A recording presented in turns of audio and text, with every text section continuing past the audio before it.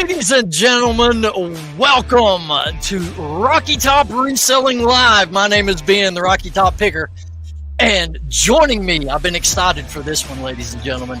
My good friend Jason from Lux Garage is joining us right here tonight. How we doing, Jason?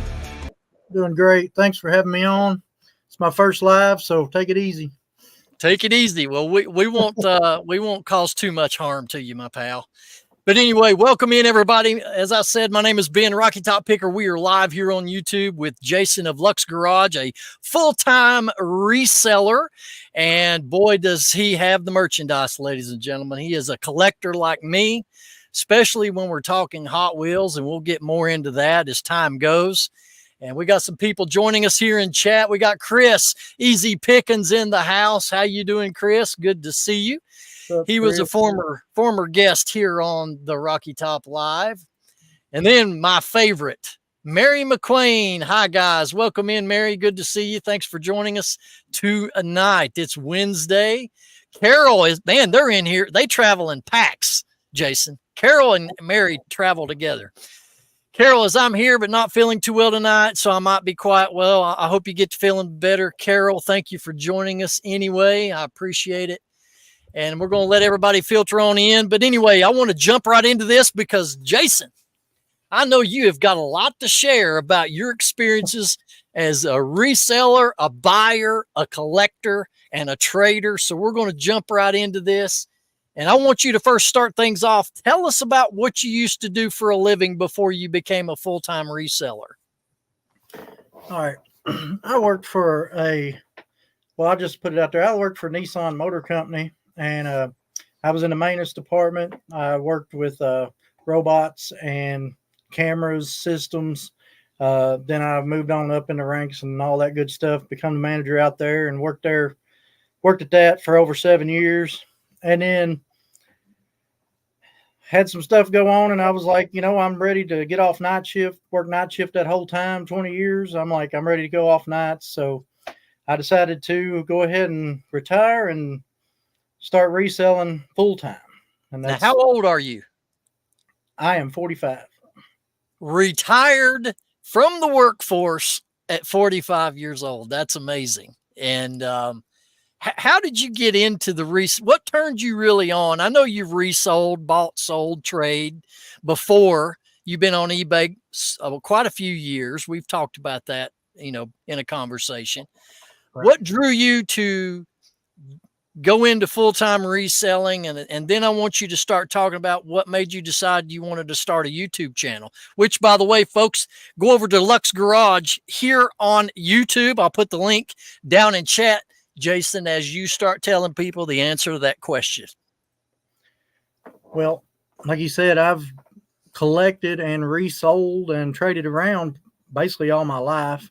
My dad did it all when I was growing up, and I've just always seen him. He'll buy something or trade around and get something to get something else that you want. And so I saw that all the time when I was growing up, and we still do it to today. And I've done it all my life. And I was like, well, if I did it full time and do what I do now, except for have a lot more time to do it, then maybe I can make it. And a lot of things come up. And it just fell in line where I could start doing it full time. And my wife and my mom and dad, they're my biggest supporters. And with them supporting me, it was like, do it. And then as far as the YouTube stuff goes, I've got a lot of people over the years that's been like, man, you got so much stuff out there. You don't even know what you got. Yeah. Especially in like the Hot Wheel community and then signs community. You start learning a lot of people and, doing all that. And over the years, you just learn who's got what and what's got, who are the harder stuff. And then they're like, hey, you're starting to get rid of it now. Video it. Daddy was a big one. He's like, video it. I watch these guys all the time do stuff. And he's like, you got a lot. So I was like, okay. So I just started videoing one day, and that's where I'm at right now. I've only got 10 out, but I'm trying to be kind of consistent, put one out once a week. So anyway, that's kind of where I'm at with my YouTube stuff.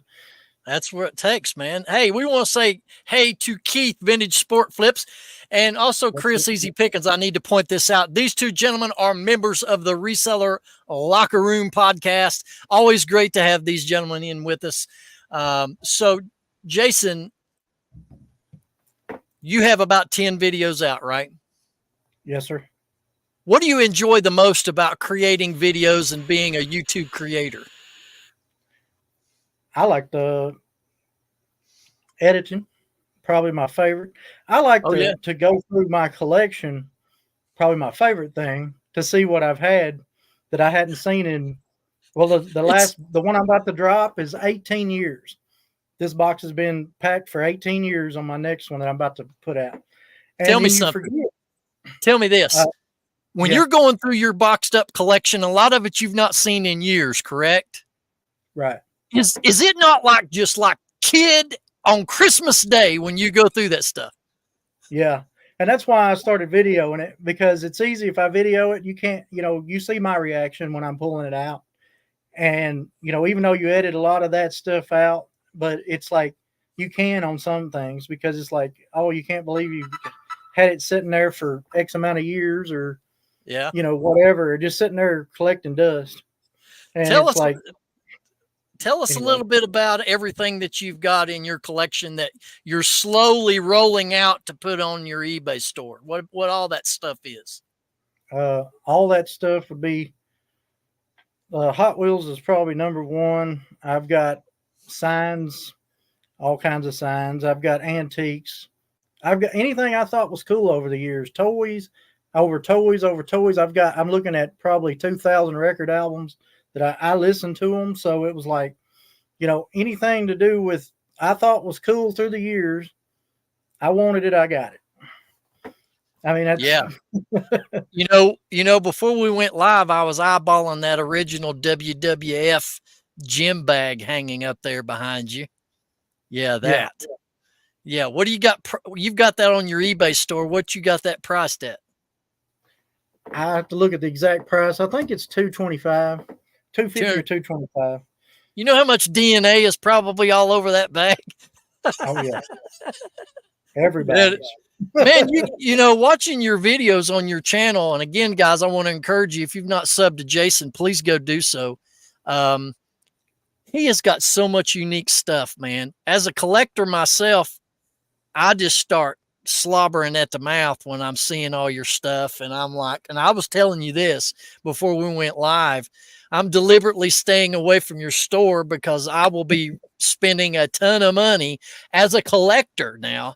And I can't do that because I've got to make money. That's how my bills get paid. So it's amazing the stuff that you've been able to buy, sell, trade for over the years. And tell us the vicinity. You're a Tennessee guy. What's the vicinity that you're from? It's between Sparta and McMinnville area. I don't know if that's Middle Tennessee. Yeah, Middle Tennessee. Yeah. Okay. All right. We want to say hi to Trailer Trash Flips. He's put out a good video today. Yeah, that's about returns. And that's something that I wanted to ask you too, Jason, is your, have you had returns yet? And how do you handle those, or what's your policy on returns?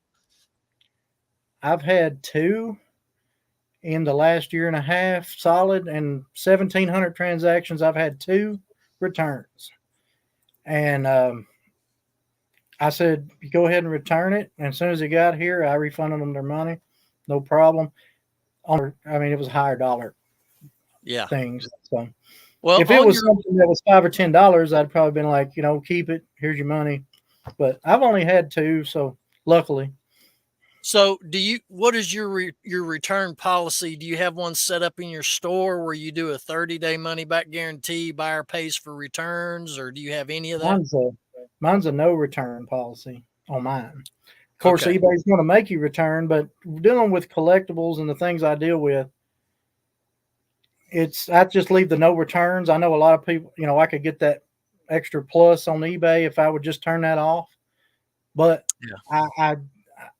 I don't have it on because of the collectible stuff. I mean, I know a lot of people like eBay's going to do it anyway. I understand that, but Yeah. There is a reason behind my madness of that.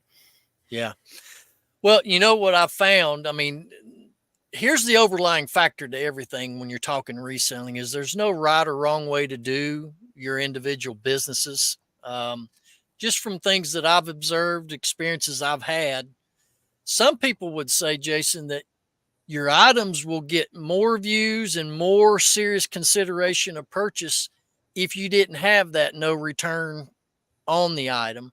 But understanding, you know, you've already mentioned several times that whether you have no returns in your store or not, eBay's going to refund them anyway. It really doesn't matter at the end of the day. But um, let us know in chat what you guys' return policies are. And we have a question from Mr. Woody is in the house. Welcome, Woody. Good to see you, my Oklahoma friend.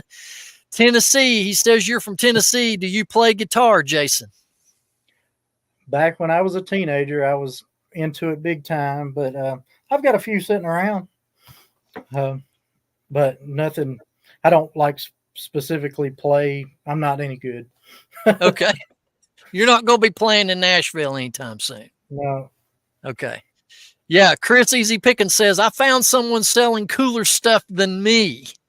So, yeah. Chris, if you've not seen Chris's Easy Picking channels, man, he knows how to pick. He's got some good high dollar stuff. And Woody says, all I am selling is low dollar items at the moment. And let's see what Keith has. I do the same thing as Jason, prevents people from returning at a whim and having to reship fragile, valuable items unless INAD or damage. Yeah, definitely. I can see that for sure, Keith. Absolutely. Yeah. All right. So you retired from the Nissan plant. You're full-time reselling. What is your favorite part of the reselling business, Jason? Shipping. What? Seriously? You've already made your money at that point. That's your best part. Oh my gosh. I don't think I've had anybody ever answer that way before. Well, Ladies and gentlemen in chat, ladies and gentlemen, if your favorite part of reselling is shipping, let me know because, dude, I hate shipping. Well, you made your money when you're shipping. So it's the best part. Well, I guess true. Oh boy. I mean, if you pick every day, like I'm always trying to buy something or trade around on something, that's just like normal. So I say my favorite part obviously would be buying something, but my favorite part is shipping just because you've made your money at that point. True that. That is true. Hey, we got Scott the Cha-Ching King is in the house. When I retired and went full-time reselling, I had 3 $0 days in a row. There you go. Scott's been around a very long time, not only on eBay, but here on YouTube. The Cha-Ching King. Good to have you in, Scott. Good to see you. And then Trailer Trash Flip says, other than sourcing, I enjoy shipping also. Yeah. You know, it's funny to hear people say that's my favorite thing is shipping because that's usually the first stumbling block that people have as resellers is tackling and mastering the shipping side of things. And of course, Scott, the Cha-Ching King, can tell you all about the shipping. You know, Scott was one of the first YouTubers I ever started watching years ago. His instructional videos, particularly in the shipping category, is phenomenal. So if anybody ever has any shipping questions, go back and watch Cha-Ching King's channel. He does great instructionals, especially for newbies on that. And then Scott says, I thought he was going to say I'd been around here on Earth a long time and I wasn't going to argue. Yeah. But good to have you in, Scott. Oh, we got the snake handler. Yep. We got Shane, Mr. Soda City Flips. Look at these bum rednecks. Yep. This is the house of rednecks for sure, man. Absolutely. All right. So shipping's the favorite thing. What is your least favorite part of the reselling business, my friend? Probably the storage. Having a storage area and anything to do with, if it ain't vintage clothes, that's probably my least favorite thing. Vintage Okay. clothes are my favorite thing as far as clothes wise, but if Yeah. it's not vintage, I don't like listing it. How many items do you roughly have listed already in your store? Well, I was running around 750, and then I started YouTube, and now I'm down to about 670, 680. So I've not been keeping up on it. So it's like it's selling pretty good. It's just trying to keep them up. So Yeah. Shane says, "You just gonna skip over my comment like I don't exist." Jason didn't appreciate that. I, Shane, you as you know, is my co-host on the Reseller Locker Room podcast. And yeah, Jason, I get distracted sometimes with people's comments. I've got to just throw them in here. Anyway, where do you store all your merchandise, Jason? currently down here in the basement, I've got stuff set up all around for me to make sure that everything's kind of. I try to keep it kind of neat in here, but it gets overwhelming at times. So I So just got. Go ahead. You don't have any outside storage buildings or storage units that you keep your stuff in? Oh well, no, not. I've got a 40 by 60 shop. That's what the whole channel is about. Just basically going through it, my garage, and going through it and deciding what I want to sell and resell. My death pile is 30 plus years old. So if you want to look at it like that. Well, explain that. Why is your death pile 30 some years old? Well, I was a collector. I never was a big reseller. You get on. I did a lot of eBaying, but it was mostly to sell something to buy something else I wanted for my collection. Through the years, been on there for 20 something years. Whenever it basically first started, but it was just to find stuff for my collection mostly. So you kind of like, I'll sell a few things here and there. Well, everybody that knows knows me knows I'm a collector first, and they're like, he don't ever sell anything. So I mean, other than just trade around Hot Wheels, I usually do a lot more trading, or I'll sell cars, a real car, a real boat, motorcycles, whatever, But as far as collectible stuff, I was just basically a collector / hoarder. Depends on who you talk to, my wife. But anyway. Okay, So here we got to go anyway. ahead. Go ahead. Go ahead, So Jason. 30 years of collecting is why I say I've got a 30-year death pile out there. You want to read that question for you, Jason, or you want me to read it? I don't know a lot about the motorcycle stuff. I know quite a bit about the Fink stuff, and I don't know a whole lot about. I know a lot about motorcycle helmets in general because I collect them. I collect just about anything that I like. But I know this is an original, and I've got another original behind it. From this one's called the Easy Rider Captain America bike. A lot of people know it from Easy Rider. Yeah. This is an original AMF, not AMF. This is an original Bell, and I have another one behind it that I don't show because some people don't like it, but it's back there because they're almost a matching set. Why wouldn't people like a helmet? What's the big deal? Oh yeah, you go pull it out. Oh yeah, okay. I see it now. But no, it's nothing. It's just I collect helmets. I've got a lot of the glitter helmets up at the shop that I've had for years. I actually pulled the one in the back out of the original box from 1969. So it's a pretty expensive helmet. It's a Fury. I take that back. That one back there is a Fury. Okay. But anyway. All right. Chris Easy Pickens says, Jason, most valuable item you've sold since you've started selling off your collectible stuff? Let's see. I've sold a couple of Hot Wheel prototypes for over, let's see, last one was $1,200. I sold Jack Daniels bottle for $1,000. I took an offer on it. I probably should have kept it for a little longer. I don't know. There's mostly Hot Wheels stuff. I sell a lot of, $100 to $500 Hot Wheels. So there's, that. And then of course, a lot of people say Hot Wheels aren't worth a lot, but there's collectors out there. They're worth, quite a bit. It don't have to be old, even though old stuff sells good. New stuff sells well too. So. Yep. Scott says, I've got several vintage helmets here, a couple of Furies, all white with some black stripes. That's cool. Yeah, I never did get into selling really the motorcycle helmets. I've sold a lot of I sell a lot of Harley clothes, chaps, vests, stuff like that, t-shirts, and never got into the helmets. So yeah, that's what size box do you ship the helmets in? I haven't sold any helmets yet. Oh, you ain't sold any. Okay. Yeah. All right. I don't even have any listed. These are mine. This is a lot of this stuff right here behind me, directly behind me, is not for this stuff's listed. This stuff's mine. Yeah. Chris says, I sold a few high dollar Hot Wheels over the last 2 weeks. As a matter of fact, I think Chris got a collector's convention car. You know that, Jason. Oh yeah. He gave $500 for it, and he took an offer for $900 for that thing. Oh yeah, was it the Batmobile? The Go Batmobile? No.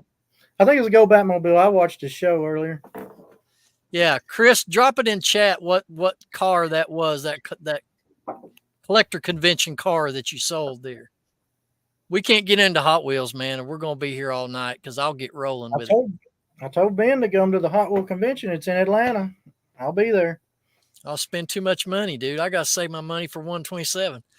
Well, you sell stuff, you buy more stuff to resell, but you enjoy it while you get it. Yeah. Scott says the estate that I just picked in North Carolina raced motorcycles, even did some stunt work in Hollywood. So I picked up some really cool motorcycle stuff. Absolutely, Cool. man. That's cool. Yeah, you were right, Jason. It was the 2012 Collector Convention Batmobile. It's very sought after. I sold one loose.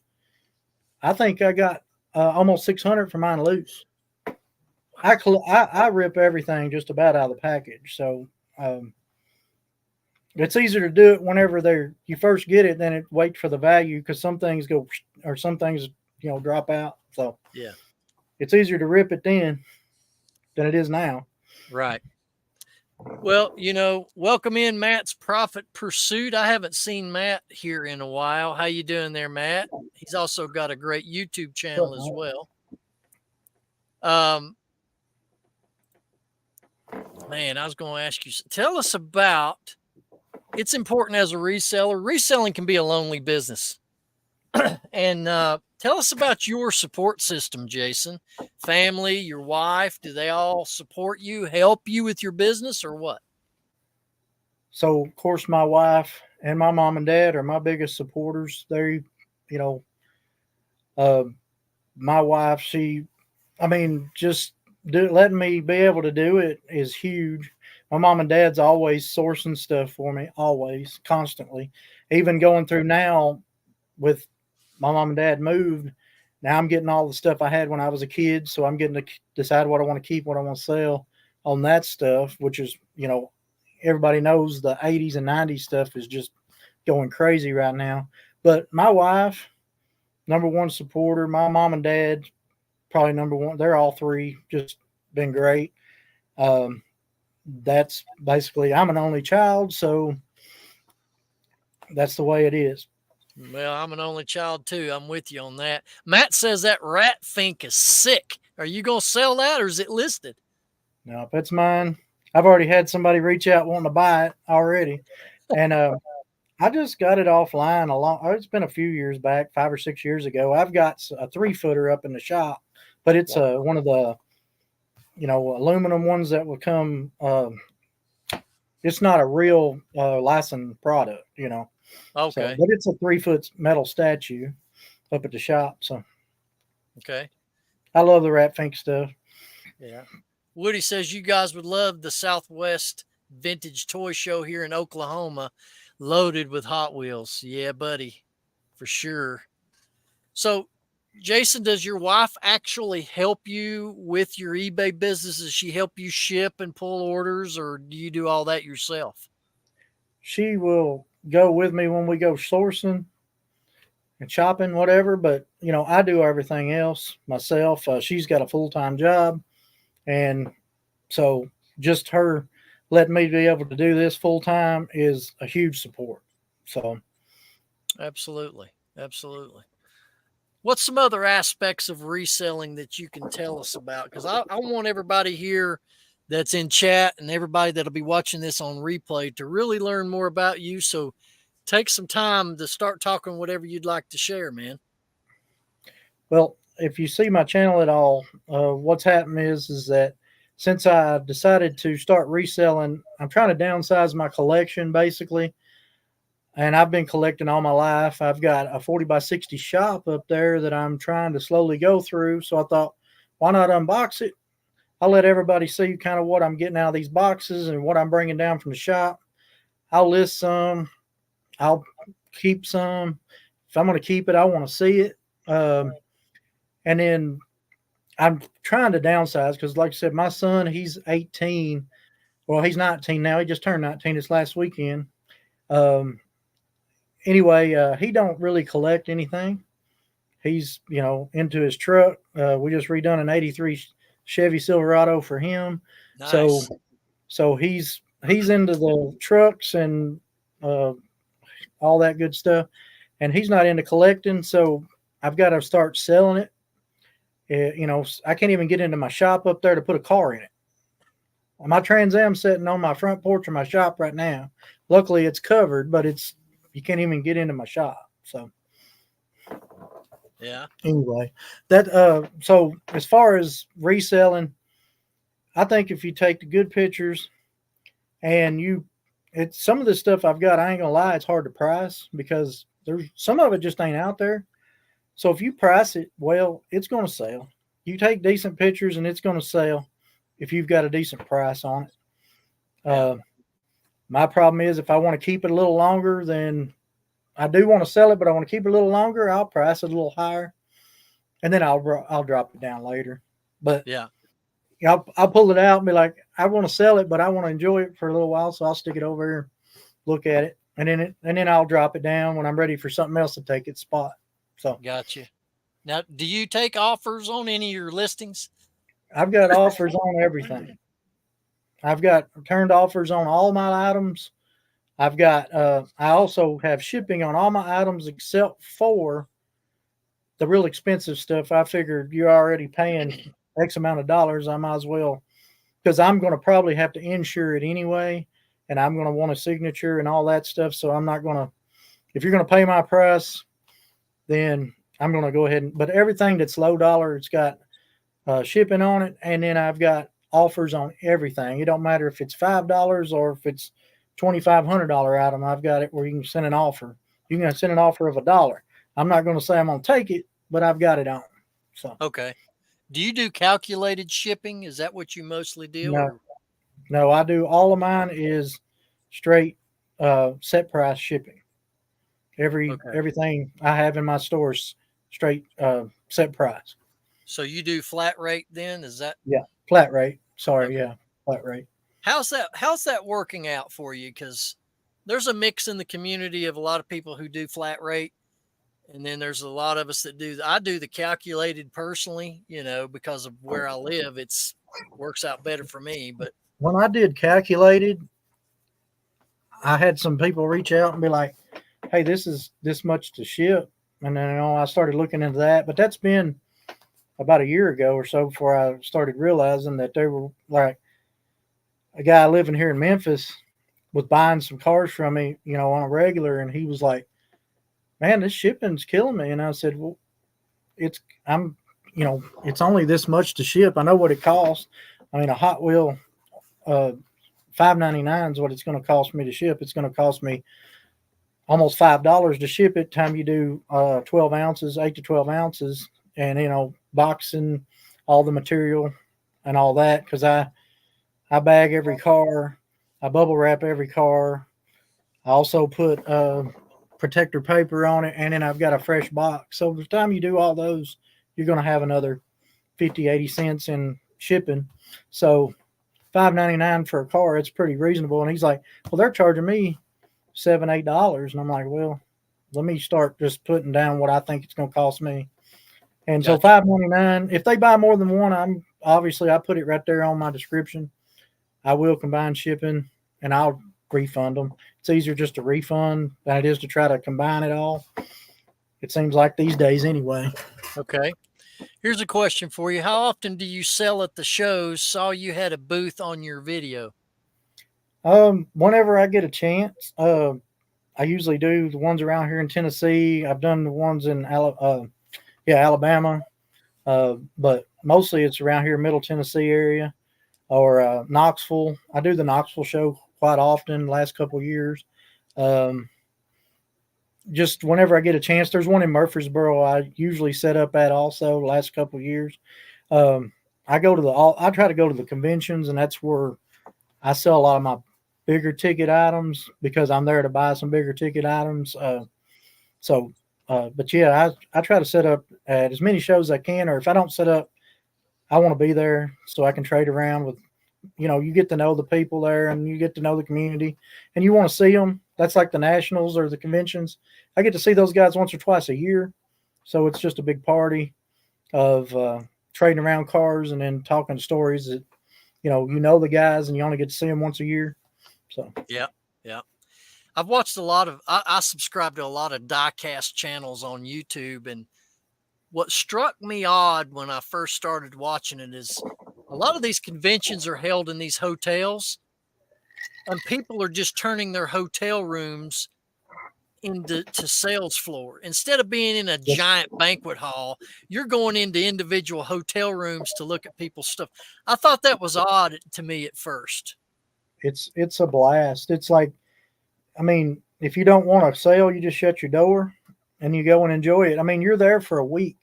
I'm usually there from Wednesday till Sunday, nothing but Hot Wheels every day. Wow. And if you've never been to one and you're into Hot Wheels or diecast in general, Matchbox, it is nothing like ever. My first one was in 2000 and I think it was 2003 was my first one, and I've missed one I think since. It's just like anything else. I try to go to I collect signs. So if you ever do signs, you want to do a big sign show. If you're into signs at all, you'll know Dixie. It's in Sevier County there at Pigeon Forge. The Dixie Sign Show is twice a year during the rod runs, which I go to those every year. Me and my wife got married when our honeymoon, didn't know what was going on, and ever since we've been back every year, spring and fall. So she was like, "It's a big mistake," and I was like, "No, this is awesome, dude." I love it because that is redneck. We go up to Pigeon Forge, get married. We saw the rod run, and we're back every year. That's awesome. Hey, Scott says I do flat rate. I live in Central Texas and other than Alaska and Hawaii, it's fairly easy to include everyone in a flat rate. If it's heavy, I exclude Alaska and Hawaii. Absolutely. I tell you what's really, I'm sorry, go ahead. Or you got a question, Jason. Do you refund shipping if they don't ask? Yes. I always do. Anything I put on in big bold letters, if you look at any of my listings, it's going to say I combine shipping. And I get so many return customers.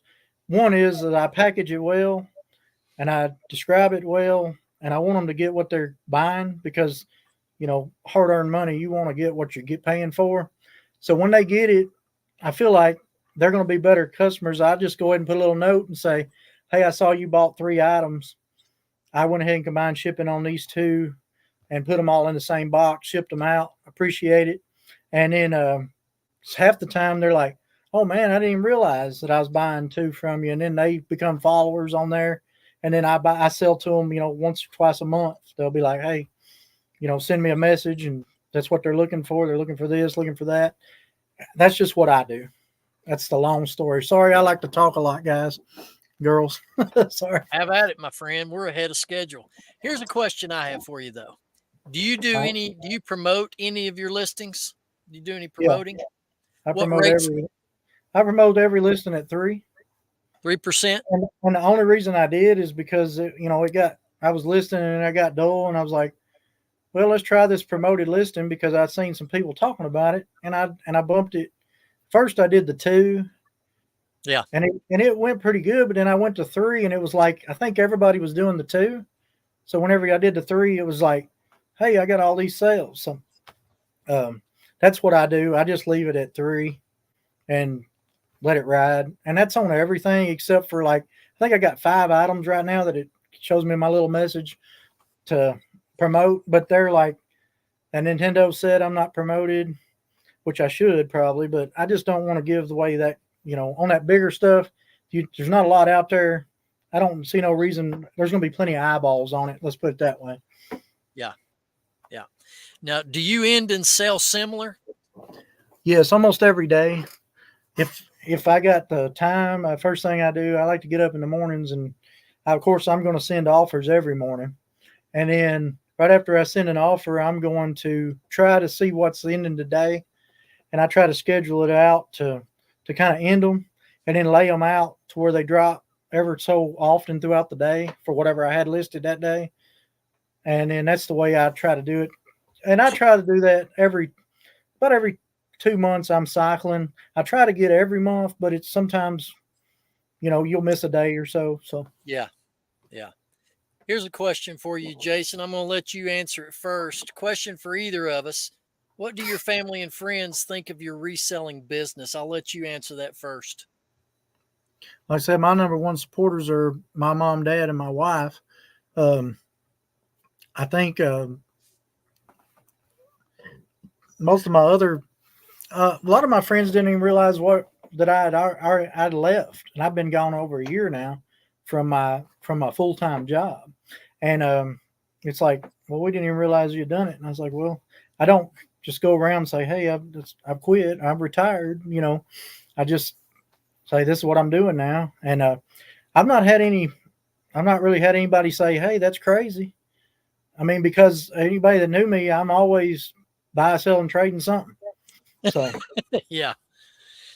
Well, for me, I'm an only child, Jason, like you are, and my parents thinks that it's fantastic. Now, my friends, they think it's absolutely crazy. And what I mean by crazy is when I tell them certain items that I paid for and what they sold for, it flips them out. They can't believe that some of the things that I've been able to sell, like let's take the Hallmark keepsake Christmas ornaments as an example.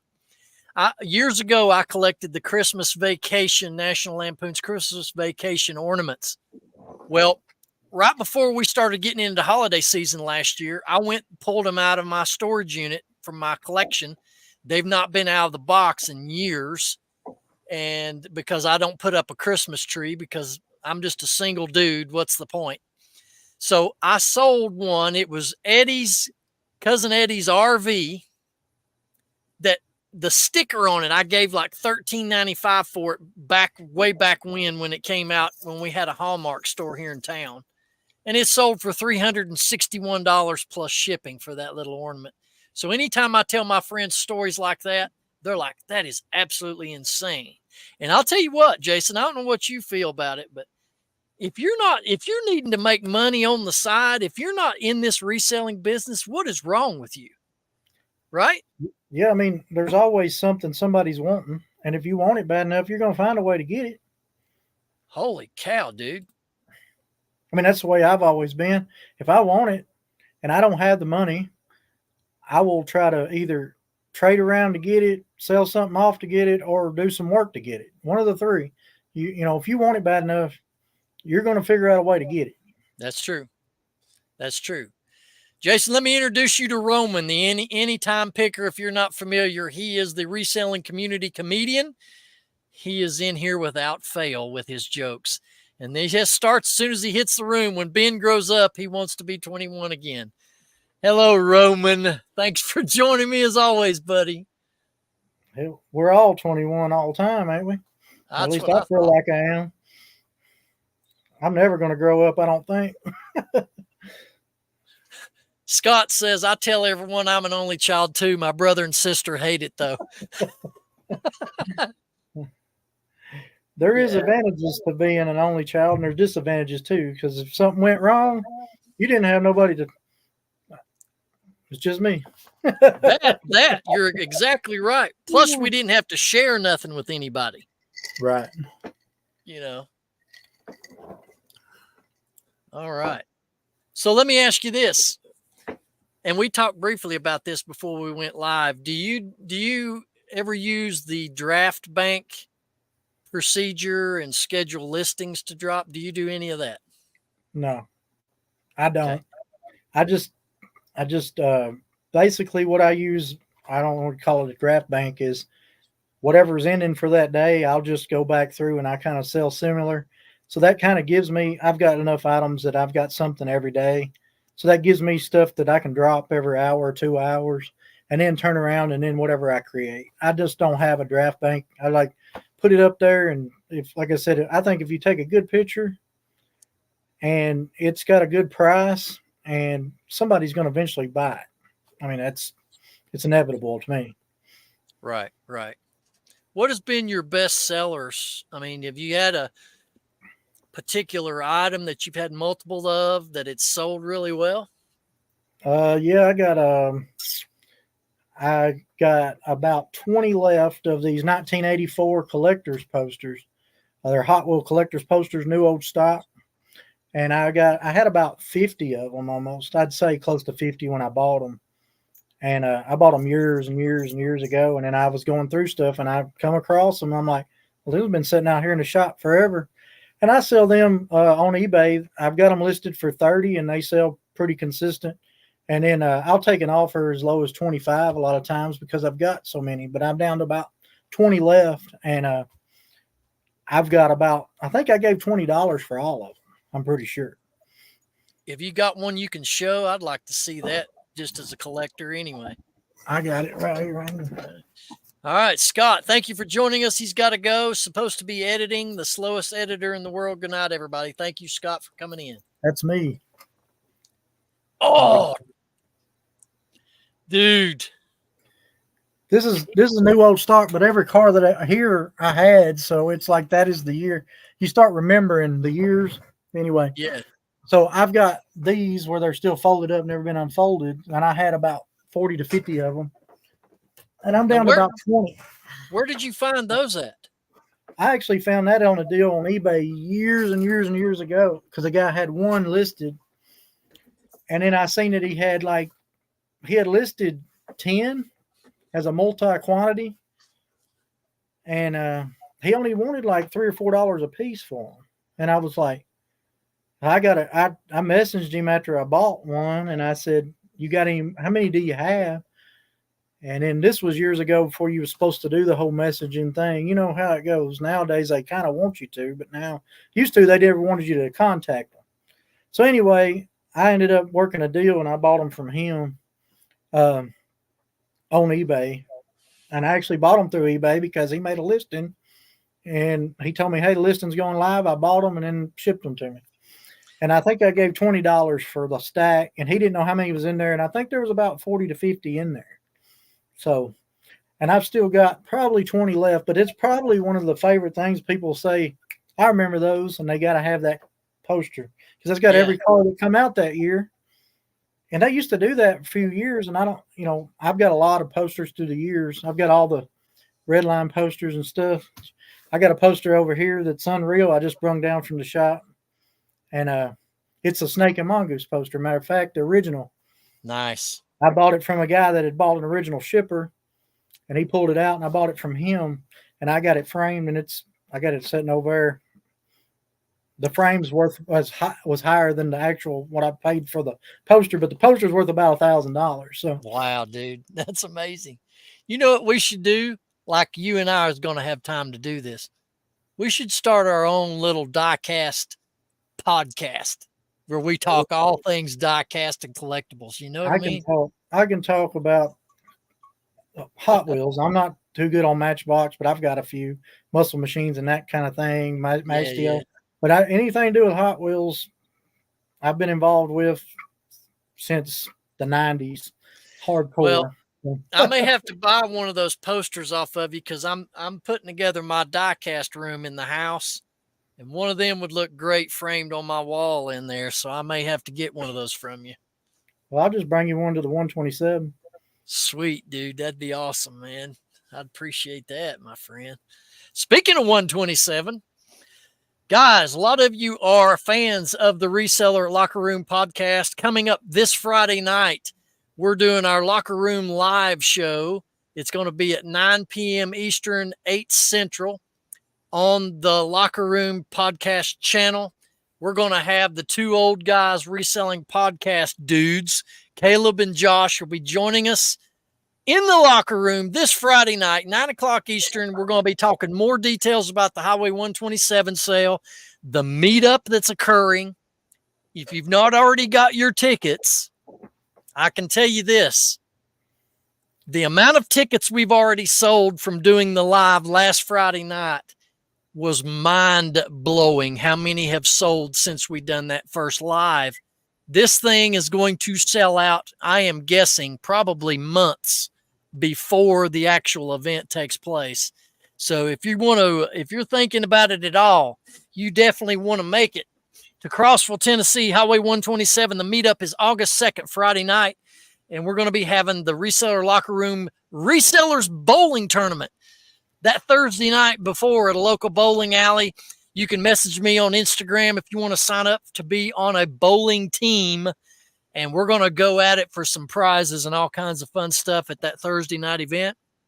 Then, after the meetup on Friday night, if you're in attendance and you want to dare do this, you can come to the Reseller Locker Room Podcast Airbnb house for an after party held at our place there in Crossville. And I don't know what's going to happen there. It's going to get crazy, but the GoPros will be filming. So it will be put on channels to witness. If you didn't come to the after party, you're going to see what you missed out on. But anyway, we're going to be there all week. And then, of course, Jason, you're lucky enough to live close by to the 127, aren't you? Yeah, I'll be there. I actually bought 2 tickets for that, but I'll be at the 127 most of that week.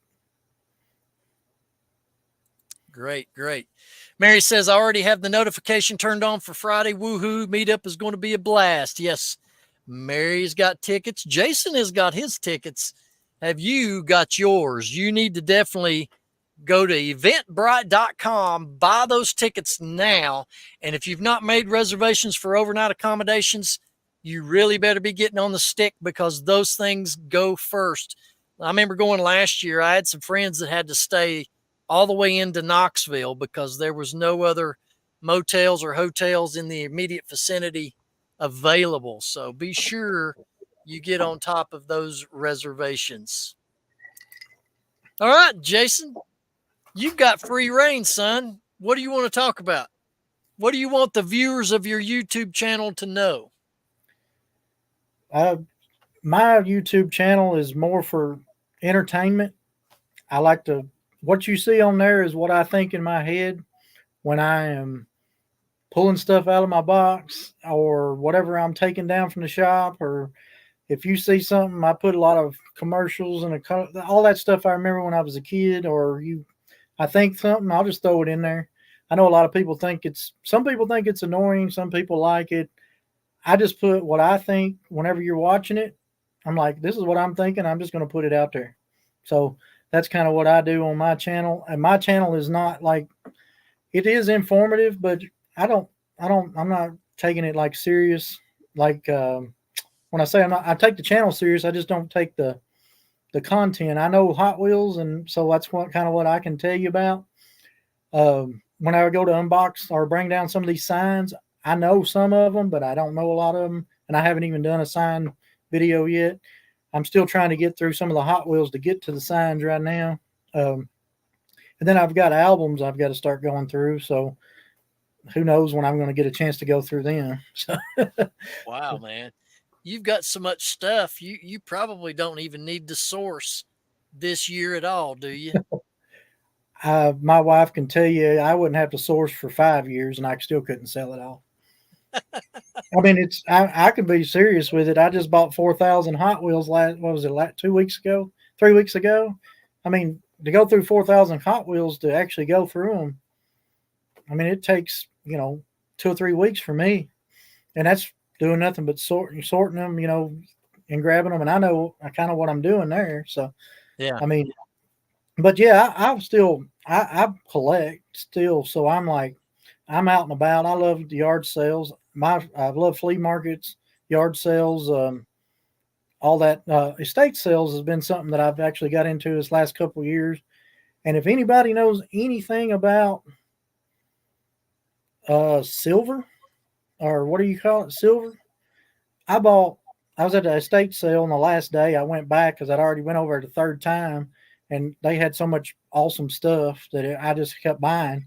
And I walked in that last day, and they wanted $1 a piece for all this silver. I'm talking about 1800s.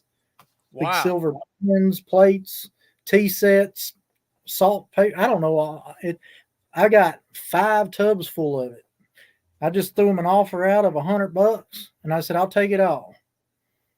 And whenever I threw $100 out there, she was like, she started counting it, and she said, just take it. So I've got well over 100 pieces, but it's all silver, and I know nothing about silver. But I know that $100 is a good price for that much silver. Oh yeah, dude. Yeah, without question. Well, I have no play. I don't have a clue what to do. I don't want to melt it because she said I got a guy that wants to buy it to melt it, and I'm like, I don't really want to melt it because some people may collect this stuff. I just don't even have a clue where to start. Well, one of the good things that I found helpful when you're dealing in items that you're not familiar with is, and you talked about this briefly before we went live, that's where your involvement in social media becomes a key thing, developing those relationships like community chat groups on Facebook.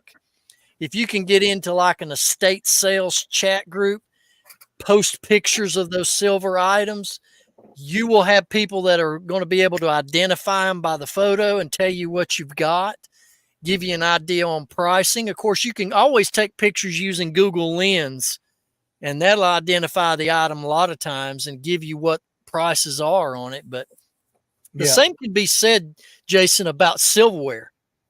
You know, antique silverware is very profitable if you find the right style, design, brand name. All those antique silverware pieces. Listen, I've got reseller friends that'll make $100 on a fork, a single fork. But it requires a lot of self-education and a lot of time. And then you got to clean that stuff. And it does eat a lot of your time up, but there is money in it, especially all these silver pieces that you purchased. Yeah. I've been on those 2 or 3 forums on Facebook, and it's like somebody will say it's worth this, and then the next person says it's worth that. And it's like, I'm just looking for somebody that maybe that's something that I'm not going to try to get into. If they could do something with it, maybe we could work out a deal and they could just take it all, you know. But I just think I really don't have the time to dig down into the silver right now. So it's just sitting over in the back burner, been sitting there for months, you know, just sitting there in boxes that I know somebody somewhere is looking for some of that. So yeah. Now, that's my wife right there. That's right. That's what I was fixing to say, man. Rebecca's joined us. As long as I get Starbucks when we are out, Mama is happy. Well, yeah, you got to have Starbucks. All right. Mary says, Caleb and Tanya have been doing great with their silverware. Yes. It's a profitable thing, guys. If you want to if you want to invest the time in educating. The thing about silverware is there's so many patterns, so many brands. It's a lot for my little brain to consume, and I just don't want to dedicate. Silverware doesn't excite me. You know, Jason, you're like me. You want to sell what you like and love. And your knowledge is effortless. When you're dealing in stuff you love, knowledge is effortless. You know what I mean? Right. But you can't going to pass up a deal. Well, that's true too. That's where I'm at. I didn't want to pass up the deal. Well, how many pieces did you say it was? Well, after we counted past 100, she just said, take it. Wow. So there's at least 100, but we're not talking about forks. I'm talking about silver platters and tea urns and all that. This person's house estate that we went to had collected their whole life, and everything they had in every room was so collectible. I bought so good stuff the first day, and then it was so good. I wish I could go back in time. I would have tried to buy the house, the outside, the whole inside. But I was in Florida at the time, and anyway, me and my wife go down to Florida a lot. We got a place down there, and so we were like, let's just get it, we'll take it back over to our place and just drop it off. And so anyway, so that's what we did. I just knew that it was a deal. When I walked in and they said $1 an item, it was the last day they wanted to get it gone. It was a deal. So, wow. Well, I guess you would start with identifying the maker's mark, or if there's a manufacturer name on the pieces, and just yeah, start.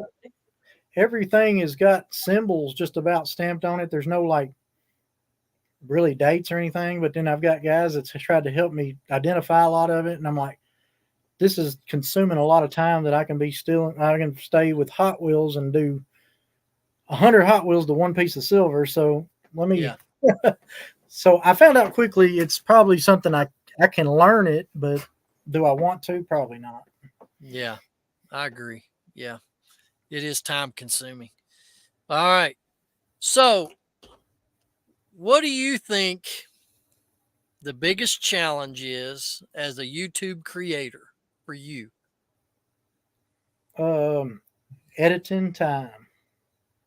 Mine's editing time because I want everything to come out presentable, whatever you want to call it, what I think is presentable. And I go over too far. My wife watches them. She's like, you don't have to put half that in there. And I'm like, I know, but it's just what I'm thinking at the time. And I found that as I go through Hot Wheels, I'm slowly starting to realize that I actually want to do some kind of topic or show and teach some of these newer guys about Hot Wheels. I got a lot of knowledge. I'm not as old as a lot of the guys, but I've heard the stories from those guys that have since passed on through the years of collecting Hot Wheels that I've learned from these designers and lifelong collectors and the people that's put out these books on Hot Wheels that I've hung out with all these shows all these years. That you learn you get all these stories and what to look for and how to check for real. And a lot of people fake these even back in the 70s and 80s because they realize how much profit there is. And now they trickle today. Somebody that's new might not even realize that it was something that somebody was trying to make get over on somebody years ago. So I'm kind of wanting to do another channel on just Hot Wheels. Me too. Even though that's consuming my show that I have now, but I've got so much more up there. I'm just having to hit the Hot Wheels first to get everything else out of the way.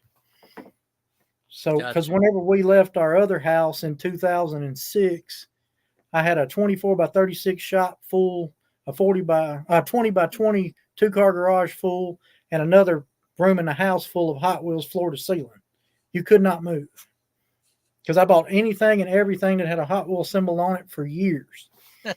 Years. And I'm serious about that. I'm not. Oh, I believe you. So yeah.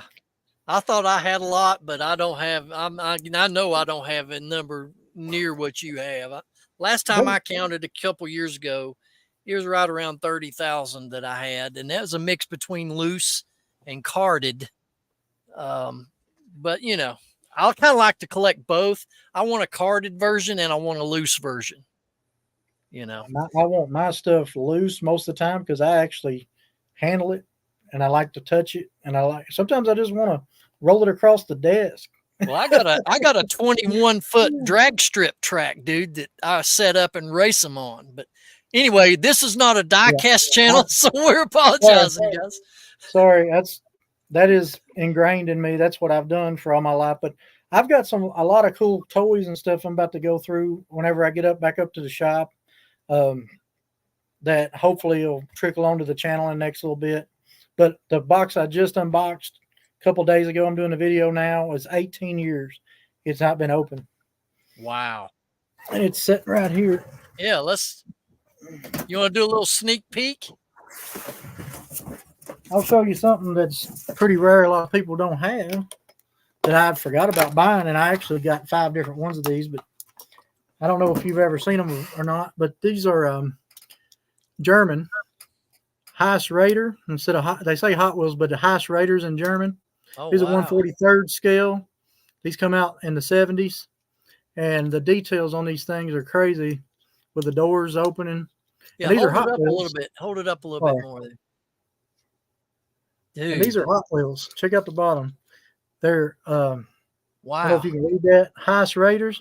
And Yep. I got 5 different ones of these. And these have been in this box for 18 years. And I remember buying them now after I opened it back up. You kind of remember those type deals. But stuff like this, you're just not going to find usually unless you go to a Hot Wheels show, a convention, or like an eBay. But these are called Maybe Toys, but they're Hot Wheels. And they're from Germany. That's Germany. killer. Germany. That's killer, dude. That'll be on my new video. I've got 5 different ones of those in there, plus a bunch of real riders in the package and a lot of black walls. I mean, it's basically what I picked up at that convention and brung home with me because it was in Yeah. California, so I actually had to have this box right here shipped. Do you have any vintage wrestling figures like from the 80s vintage? Mine, when I was a kid, I have probably up there somewhere, but they were remember the big rubber type? I had 4 of them, which were my 4. I had Hulk, Rowdy Piper, Iron Sheik, and Vladi Diva. What's his tag team partner? Those are the 4 I had. I didn't get into the wrestling figures as much as I did He-Man, and I had the thumb wrestling. Remember the thumb wrestlers? Yeah. I had those, but Hulk was always my favorite. Hulk Hogan, well, Ric Flair, because I love the way he talked, and then Hulk Hogan just because you gotta have it. I But got anyway, you, man. I love anything 80s and 90s is what I've slowly collected, and then I collect a lot of antiques. And if you know anybody that's into records, I'm probably going to start going through them pretty soon. Yeah, I'm sure there's people here in chat that probably deal in albums and all that kind of stuff. And did you ever get into autograph collecting? I've got a massive autograph collection that I haven't even gotten to yet. Only autographs I get, I actually had this hat autographed, but that was back when I first had this hat. I get autographs from the designers of Hot Wheels, not that they're big money or anything. I don't have a lot of stuff signed. Yeah. But I do have a lot of stuff signed that's from designers of Hot Wheels. Or like some of the celebrities you meet while you're doing that, or like out there in California, there's a lot of people that live there that you'll meet. Sure. Roman, anytime picker, he is into records. So you might be able to hook up with him and y'all could discuss what you got and all that kind of stuff. The big thing that we kind of talked about, touched on, is how important it is to surround yourself with a good support system. And being a part of this reselling community for me is a big deal.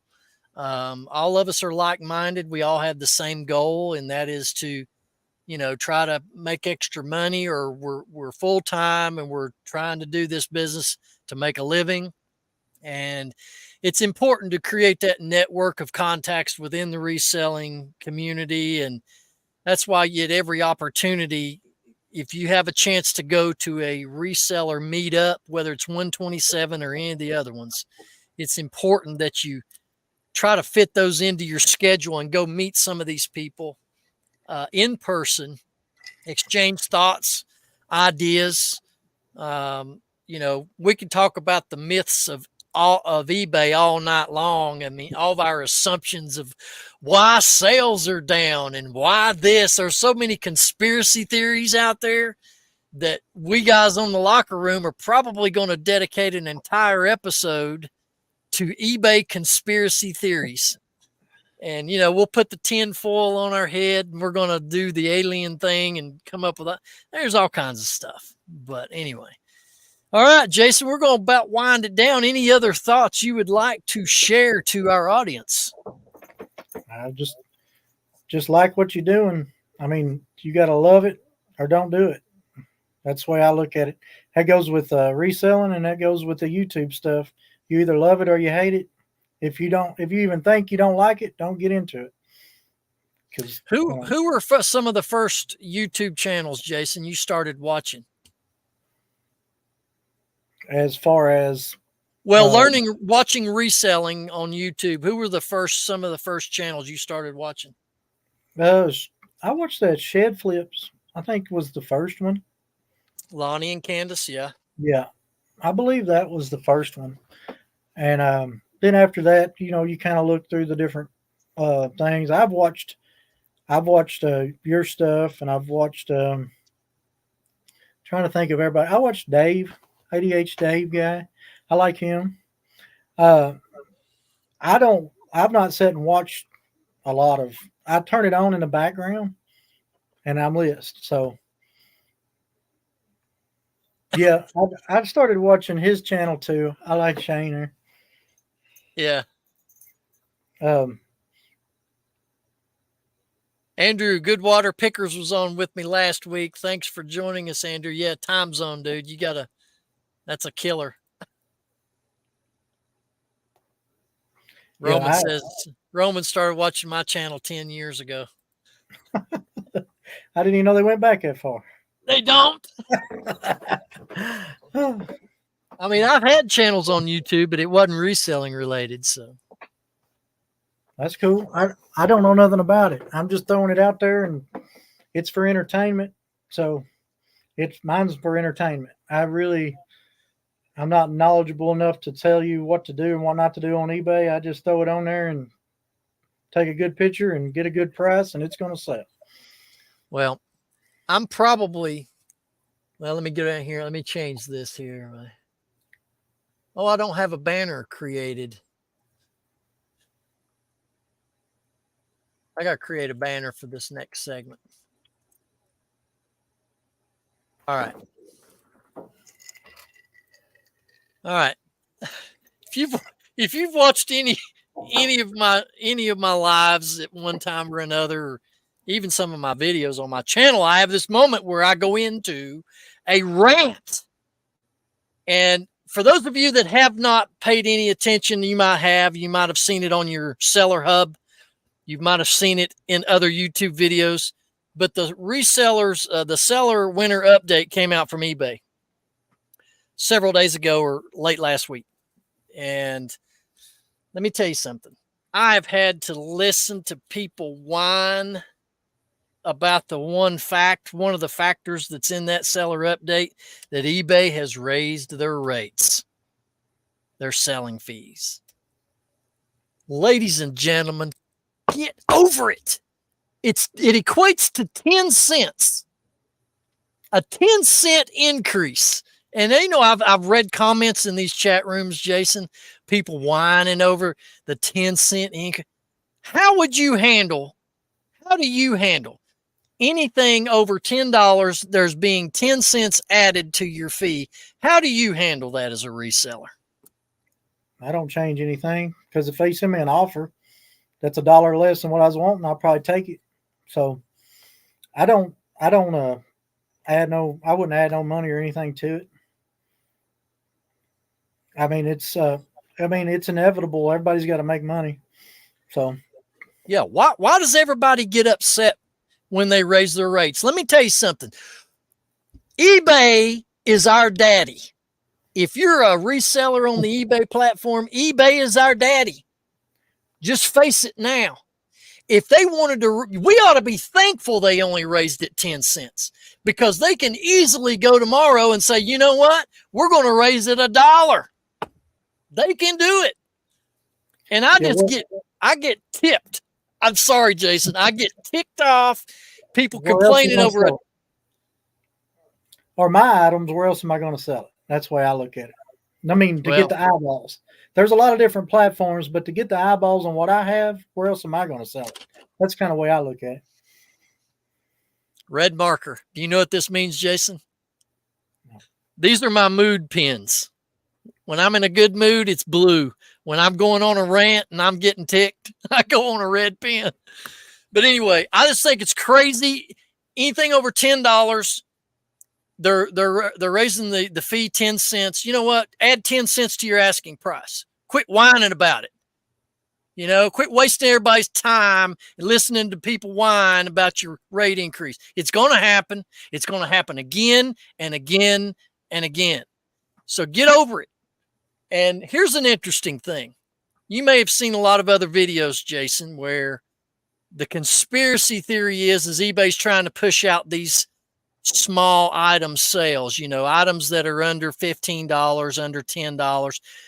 By changing the algorithm, they're trying to squeeze those items out of their system. Well, if that were true, how come they didn't raise the fee rates on items on $10 or less? It looks to me if they wanted to squeeze you out of selling those low dollars, they would dramatically raise the selling fee to leave you less profit to make. What do you think about that?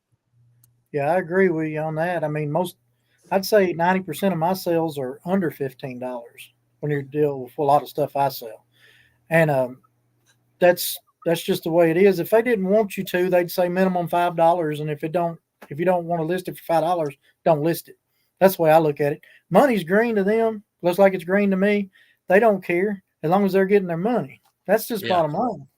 Yeah. I mean, whether you sell a $5 item or a $100 item, those $5 items sell twice as fast as $100 items because a lot of people just don't have a lot of extra income just to be spending hundreds and hundreds of dollars on these big items, but they'll buy 10 or 15 $5 items before they'll jump on a $100 item, I think. Very good point. I agree. I don't think that they're going to cut it because then they're going to be like, that guy's not going to resell for me. So if he ain't going to resell, 100% of zero is still zero. It's true. Very true.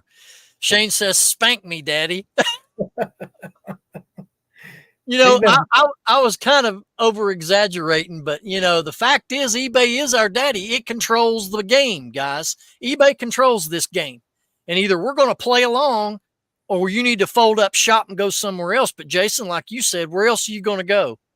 You're going to have to do a flea market, and then you're going to the flea market to buy it, to resell it. So you're going to have to go to a flea market, and people at the flea market most time ain't going to spend what they will on eBay because you're looking for that item. If you're on eBay going, hey, I need that, so. Yeah. And right. even when you sell at a flea market, Jason, you've got a limited audience versus the vast world of eBay online. You might get 20 eyes on your item sometimes where you're going to have 20,000 or, however many you got normally you would look at your stuff. I don't do click-through rate. I don't know none of that stuff, but I know a lot of people look at that stuff and I don't worry about it. Yeah. Because if I'm looking for something and I find it for a good price, I buy it. I don't care about click-through rate, or I look and make sure they got some good feedback first. And I do that. But yeah, I got you. Woody says, "Who's your daddy?" Yeah. Listen, I call it like it is. And that's what eBay is. They set the rules. So yeah. But anyway, I'll be doing a video on that winter update. And there's some other changes that eBay's made. If you haven't read the winter update, you go to your seller hub down there where they post new seller news. You go in there and read it. They made some changes, as they always do this time of year. Go in there and get yourself familiar. I'm going to do a video on that subject. Hopefully I won't be popping my top, but who knows? So I just get aggravated how people complain, So, oh yeah, Roman says, don't get being angry. Those dividers behind him will disappear fast. Yeah, I'll bust through them like the Hulk. You know what I'm saying? But anyway, okay, I hadn't had a rant on this live in a couple weeks, so I had to fit that in. And Jason, you got anything else you would like to share before we go? Check out the channel. If you see something you want to know more about, put it in the comments or whatever. I don't have a lot of that social media stuff. I think I do have now an Instagram. I know nothing about it much. That's how I got a hold of Ben, or we talked back and forth a little bit. Yep. But I don't know the social media side of it. I just like putting out videos. I love editing them, and I love going through that collection and then obviously resell what you can.